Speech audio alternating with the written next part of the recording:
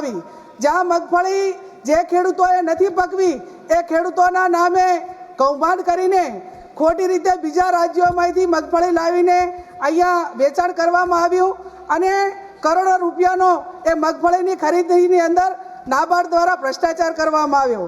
માન્ય અધ્યક્ષશ્રી, જે નાબાર્ડની અંદર મગફળીની ખરીદી માટે કરીને મંજૂરી લેવામાં આવે તેની અંદર પણ લાખો રૂપિયાનો ભ્રષ્ટાચાર કરવામાં આવે છે।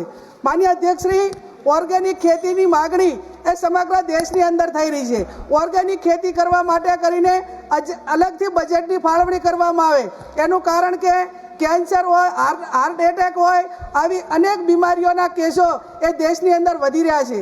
ત્યારે માન્ય અધ્યક્ષશ્રી, એપીએમસી આના અલગ બનાવવામાં આવે, એના ઓર્ગેનિક ખેત ઉત્પાદકો માટે જે એની પોલિસી નક્કી કરીને એના એમએસપી નક્કી કરવામાં આવે અને ઓર્ગેનિક જે ઉપજ છે એના ટેસ્ટિંગ માટે દરેક એપીએમસીની અંદર લેબ ઉપલબ્ધ કરવામાં આવે અને લેબની વ્યવસ્થા સરકાર મારફત કરવામાં આવે।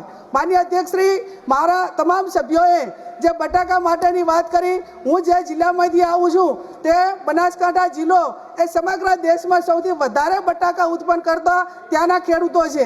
ત્યાંના ખેડૂતોને કંપનીએ કરાર કર્યા બટાકા ખરીદવા માટે, પણ કરાર કર્યા છતાં પણ એનું ઉત્પાદન થયું ત્યારે એના બટાકાની ખરીદી કરવામાં ના આવી